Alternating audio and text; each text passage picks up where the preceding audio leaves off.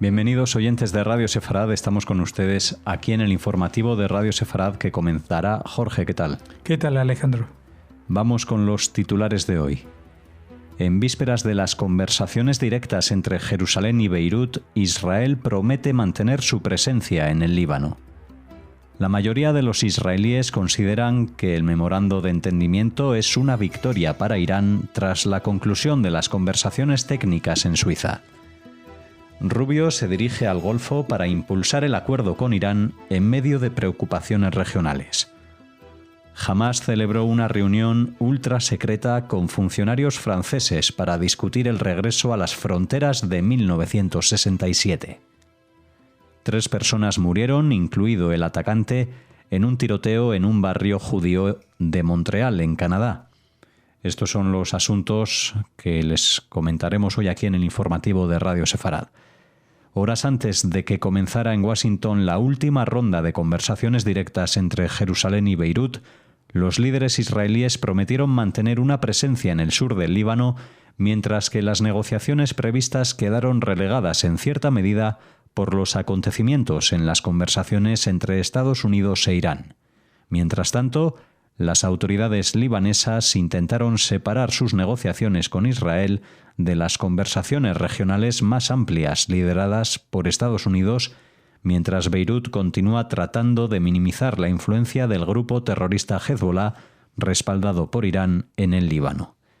En un comunicado conjunto difundido por la oficina del primer ministro, a última hora del lunes, el primer ministro Benjamín Netanyahu, el ministro de Defensa Israel Katz y el jefe del Estado Mayor de las Fuerzas de Defensa de Israel, teniente general Eyal Zamir, afirmaron que las fuerzas de defensa de Israel seguirán actuando con decisión para frustrar las amenazas contra nuestros soldados y civiles, destruir la infraestructura terrorista y continuar manteniendo la zona de seguridad en el sur del Líbano. Las tropas israelíes mantienen una presencia en una zona que ellos mismos denominan zona de seguridad en el sur del Líbano, a lo largo de toda la frontera con Israel desde al menos abril, extendiéndose hasta 10 kilómetros dentro del territorio libanés y en algunas zonas cruzando el río Litani y llegando a las afueras de Nabatie. Está prevista una quinta ronda de conversaciones directas entre Israel y Líbano del martes al jueves en el Departamento de Estado y el Pentágono. Al mismo tiempo, funcionarios estadounidenses anunciaron el lunes 2 mecanismos distintos para reducir el conflicto entre Jerusalén y Beirut, mientras que los combates en Líbano siguen siendo un punto álgido en las negociaciones más amplias entre Estados Unidos e Irán. Sí, llama la atención quizás que los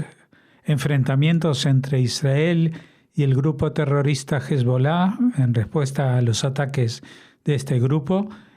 pues no impidan el curso de las negociaciones con el gobierno del Líbano, y sin embargo sí que son excusas para que Irán frene o interrumpa las conversaciones que mantiene con Estados Unidos y en las que no participa Israel. Es decir, se supone que cuando uno va a negociar un acuerdo de paz, un cese de fuego o lo que sea, hay que establecerlo entre las partes que participan en ese conflicto. Pero en este caso, pues llama la atención de que la negociación se lleva a cabo solamente entre Estados Unidos e Irán. Y en ella no participa Israel, pero está obligado Israel a cumplir los requisitos que exige Irán para seguir en las conversaciones, como es el tema de no responder a los ataques de Hezbollah en el Líbano,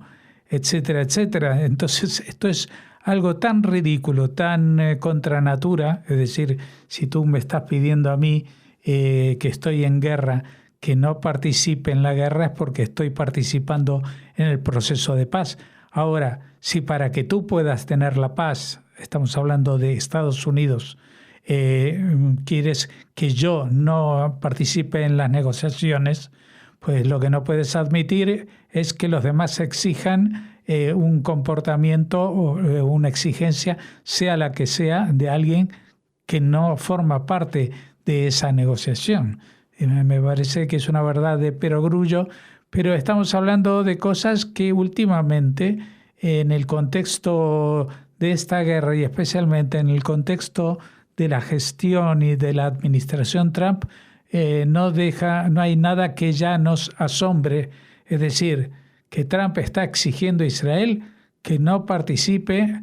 que no se defienda para los ataques de un socio principal del acuerdo principal que están negociando para la paz con Irán, porque evidentemente Hezbollah no es el ejército libanés, ni es un ejército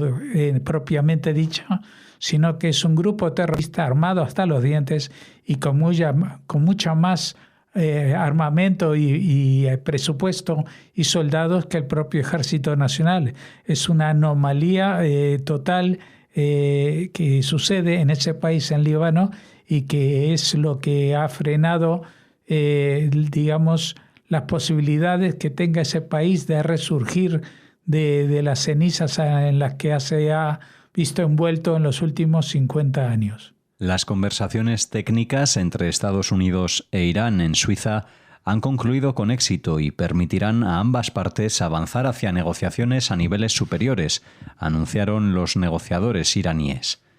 La siguiente fase de las conversaciones estará supervisada principalmente por altos funcionarios de ambas partes, entre ellos el presidente del Parlamento iraní, Ghalibaf, el ministro de Asuntos Exteriores iraní, Araghchi, y el vicepresidente de los Estados Unidos, Vance. Según Estados Unidos e Irán, las conversaciones se desarrollaron en un ambiente positivo y constructivo, a pesar de que la delegación iraní abandonó las negociaciones el domingo por la noche en protesta por las amenazas del presidente estadounidense Donald Trump de reanudar los ataques a menos que se reabra el estrecho de Hormuz. Sí, la verdad que es muy difícil entender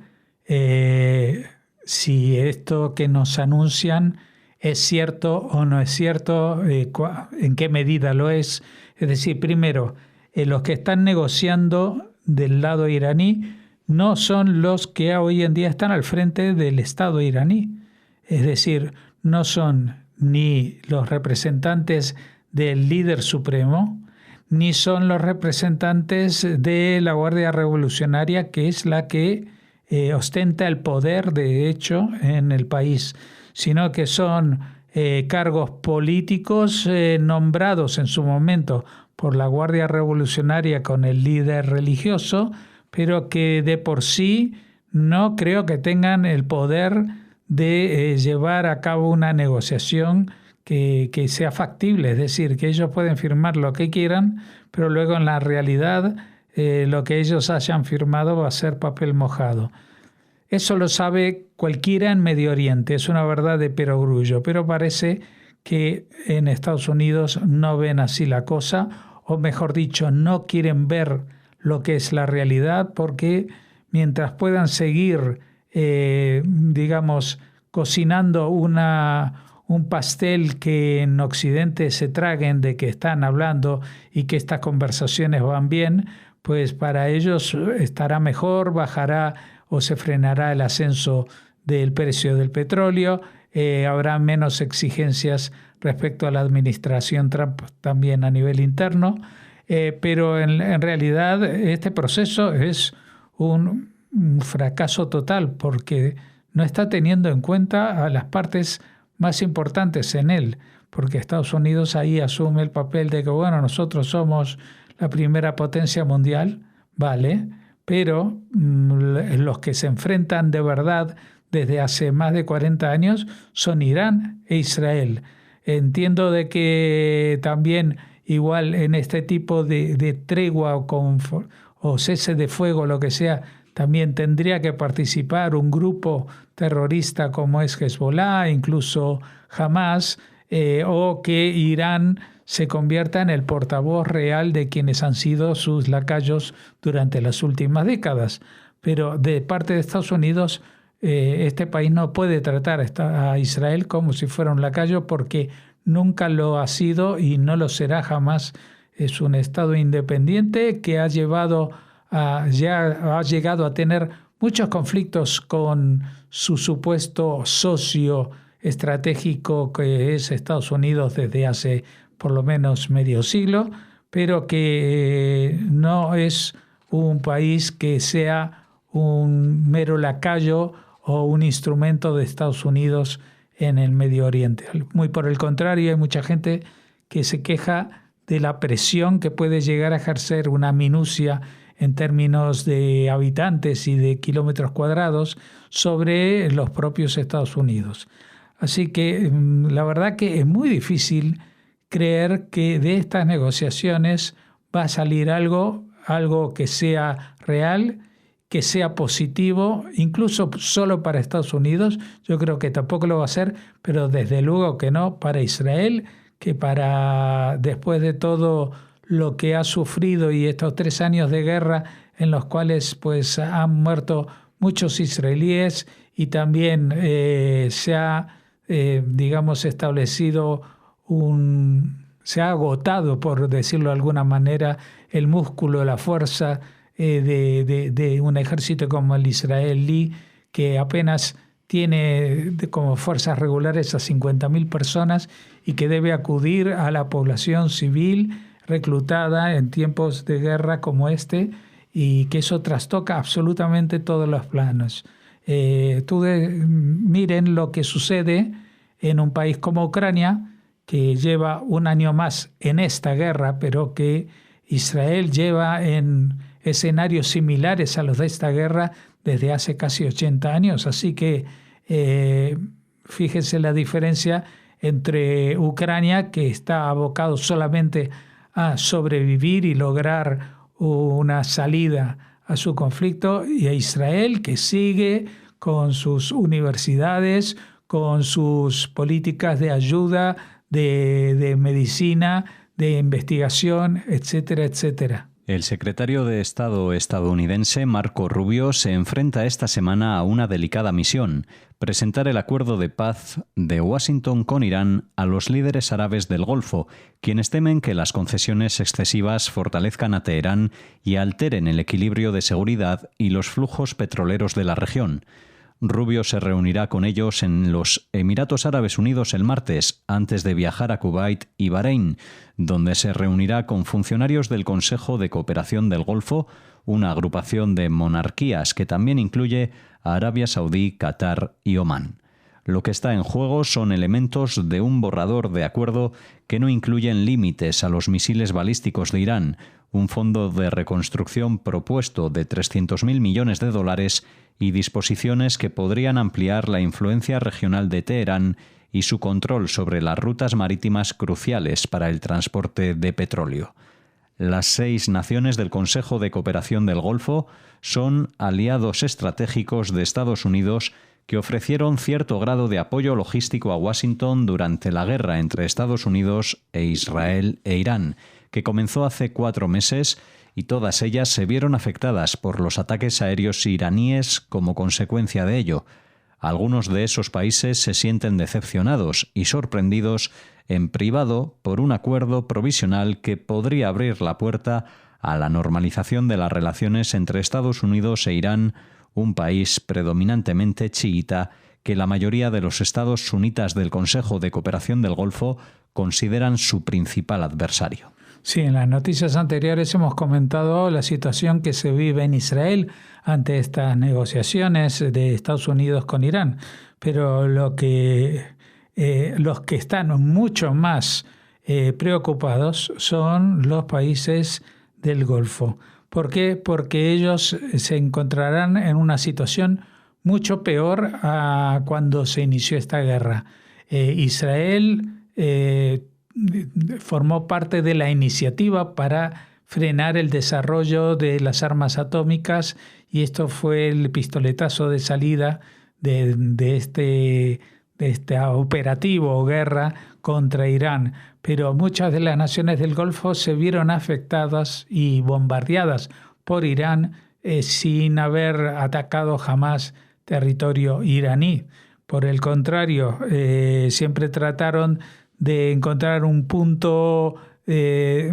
para no, enfadar demasiado al poderoso vecino, pero para ello recurrieron a el soporte de Estados Unidos. Incluso países como Qatar, que tienen muchísimo más dinero per cápita que los propios Estados Unidos, solamente que son un país pequeño, y que destina gran parte de sus excedentes monetarios a fomentar batallas que vienen a respaldar una visión casi medieval de lo que es el yihadismo y el islamismo. En realidad, la propia Qatar está detrás de fenómenos como el de Hamas en la Franja de Gaza, ha estado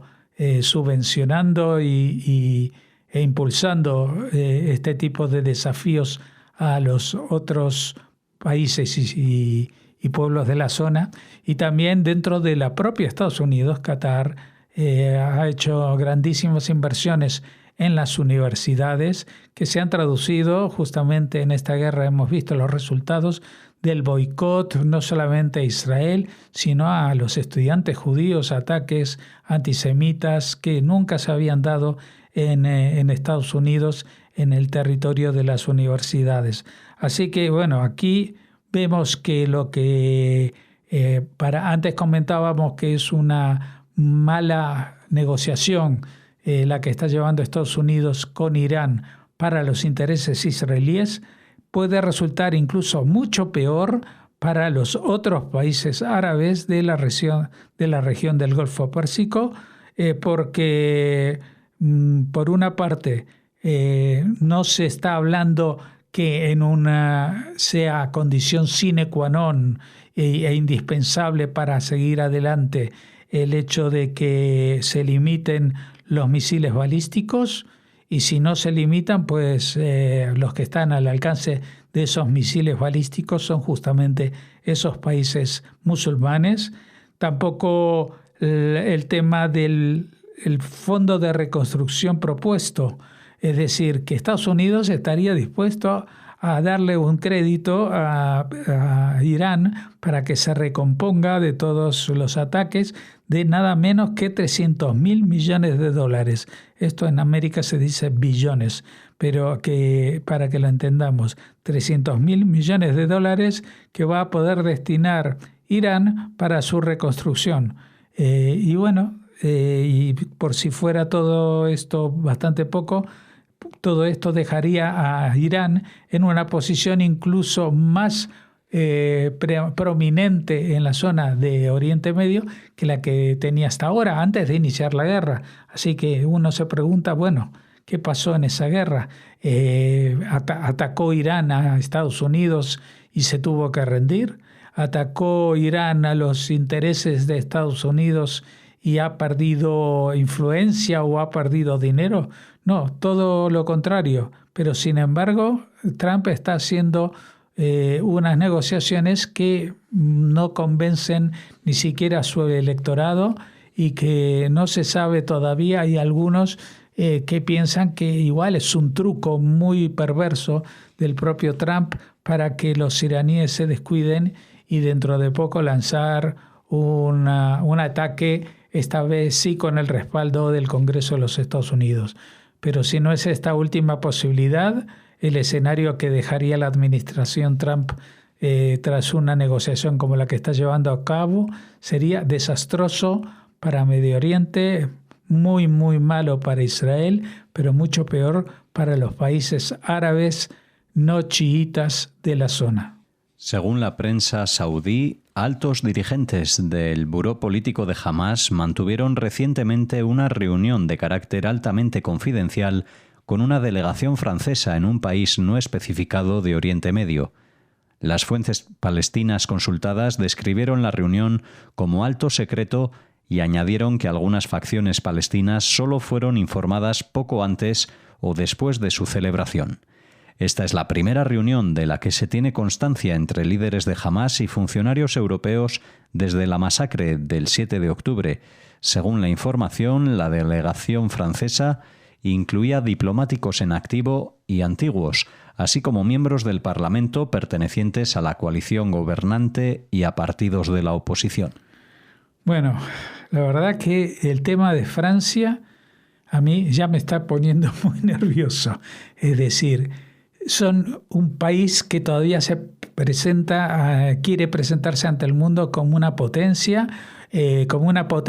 colonial, pero que critica a Israel y se atreve a decir de que debe acabar con el colonialismo, etcétera, etcétera.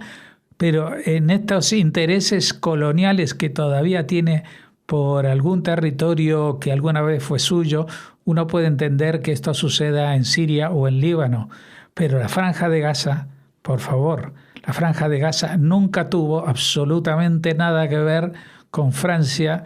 Creo que al menos desde que aquella campaña de Napoleón Bonaparte, antes de ser emperador, que lo llevó a las pirámides de Egipto y que pasó, creo que por la zona. Pero más que eso, no creo que Francia nunca haya tenido el más mínimo interés con lo que pase en la Franja de Gaza. Lo que pasa que lo que tiene interés es de que no se olviden del pequeño gran enano en que se ha convertido, una figura totalmente irrelevante en la política internacional, pero que ya lo hemos visto como esta misma semana vimos a Donald Trump firmando ese documento, supuestamente el memorando de entendimiento, no con los otros con los cuales se tiene que entender, sino con los propios franceses en el Palacio de Versalles, que me imagino que para Trump era una atracción que le venía muy bien para su proyecto del famoso salón de baile que está construyendo en la Casa Rosada, pero que posiblemente sobre la historia de lo que significó Versalles no tenga mucho conocimiento. Y ahí hemos visto a Macron como el representante más visible hoy en día de lo que es la decadencia total de Occidente, o mejor dicho, en este caso de Europa, ¿no? De la Europa occidental, basada en los pasados de hace 200 años, que no importa la cantidad de años que sean, sino que hoy en día Francia es algo insignificante en la política internacional. Lo hemos visto como durante las últimas 2 décadas ha intentado ayudar, entre comillas, en los problemas del África subsahariana, en las antiguas colonias como Mali, ante el avance de los yihadistas. Y lo que ha hecho ha sido provocar nada más que algunas muertes más y salir pitando porque no está en condiciones, no es un ejército imperial, ni siquiera es un ejército que sea capaz de defenderse a sí mismo. Si el día de mañana, Dios no lo quiera, pues la yihad islámica, la conquista del mundo para el Islam, pues pasa por sus tierras. Así que a mí me parece todo esto muy tragicómico, y especialmente cuando se ponen a dialogar nada más y nada menos que con Hamás, que es el paria entre los parias, el asesino más asesino, aquel que fue a partir del 7 de octubre no a liberar a un territorio ni a una patria perdida, sino a violar, a asesinar a mujeres embarazadas, a bebés nonatos, a secuestrar a personas de 80 años, a torturar, a provocar la indignación del mundo entero, al menos durante 24 horas. Después ya todo se volcó nuevamente a la normalidad, que significa que todos los problemas son por culpa de Israel. Un agente de la policía de Montreal, Canadá, y un hombre judío murieron en un tiroteo ocurrido el lunes en el barrio de Côte-des-Neiges, además de un segundo agente que resultó gravemente herido. El civil fue identificado como Michael Moshe Mizrahi, un judío local y miembro del centro Chabad de la zona, originario del Líbano, antes de emigrar a Israel y establecerse posteriormente en Montreal. En nombre del pueblo y del Estado de Israel, el consulado expresa sus más sinceras condolencias a la familia de Michael Mizrahi, ciudadano israelí fallecido hoy en Montreal. Esta familia conoce de primera mano los horrores del terror y la violencia, lo que hace que esta trágica pérdida sea aún más dolorosa. publicó el cónsul general de Israel en Montreal en X. Que su memoria sea siempre fuente de consuelo y que su familia encuentre fortaleza en estos momentos difíciles. Sí, hay que aclarar que este no ha sido un ataque terrorista yihadista. Este era al parecer, un desequilibrado que salió a disparar, pero el pobre